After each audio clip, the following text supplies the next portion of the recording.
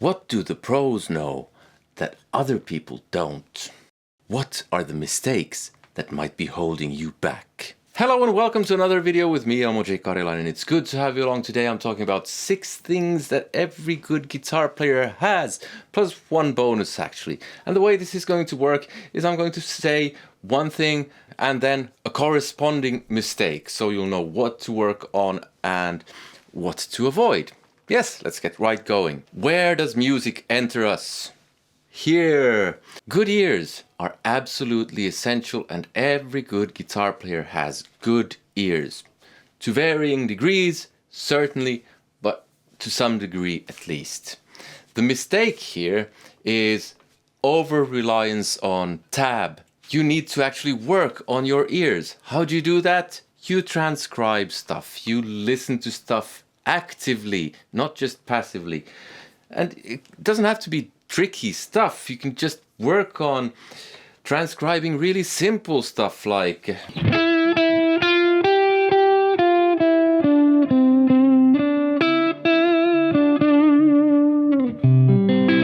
although it might not be your cup of tea. If it isn't, do something else.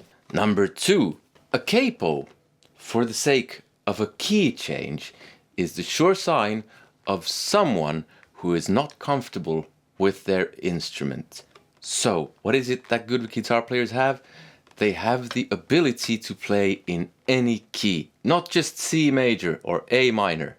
And the thing here is, the mistake is just using the capo when there are absolutely legitimate reasons to use it. If you have to play open string stuff, some stuff just needs that.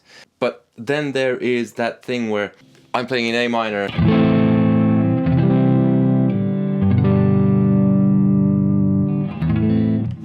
And the singer goes, "Oh, I can't sing that low. I have to sing it higher."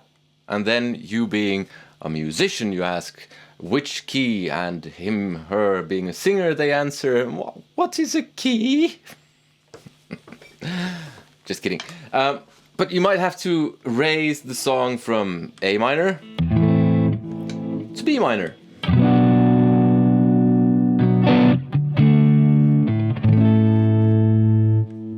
And if you're comfortable with your instrument, you know what to do, and you can play chords in any place because it's not really that difficult. The mistake here is an over-reliance on the capo. That will solve any problem. Which in fairness it will, but it's a very short-sighted solution. Learn to play your chords and stuff all over the neck. Number 3, which sounds better? A minor again. Which sounds better? Or my facial expressions might have given it away there. Good guitar players have their bends and vibrato in order. Instead of the exception here being people who play acoustic guitar or jazz, because they might not need any bends or vibrato. And that's fair enough.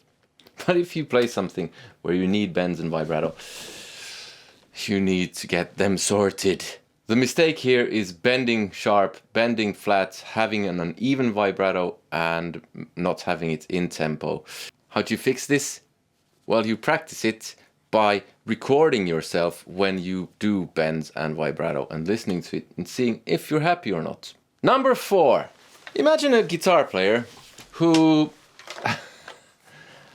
goes to a gig, and during sound check, the front of house, the mixing engineer, says, "Is everything okay with your guitar rig? Because it sounds like something's broken."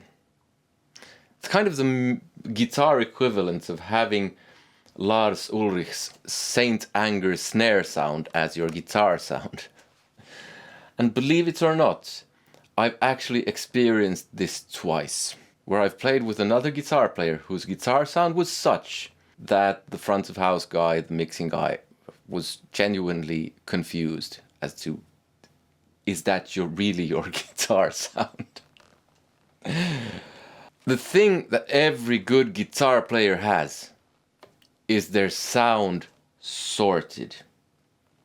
It's a good sound for what they want. You might not agree with it. I might not agree with it, because it's all subjective in the end, but it's appropriate for what they do. The mistake here is very often too much gain, not enough mids, because it's a mid-range instrument.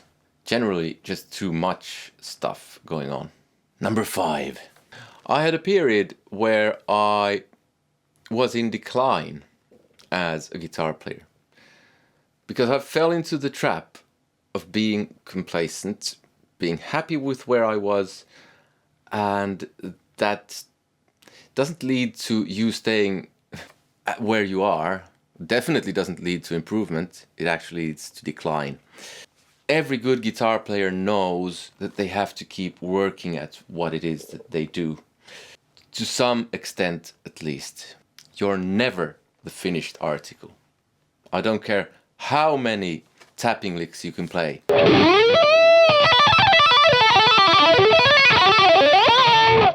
Number 6, the most important one, in my opinion, of the ones that I have. I mean, I might miss out on a few. You can let me know in the comments if there are any that I am missing out on. Every good guitar player has become good because of this. They have practiced deliberately with a purpose.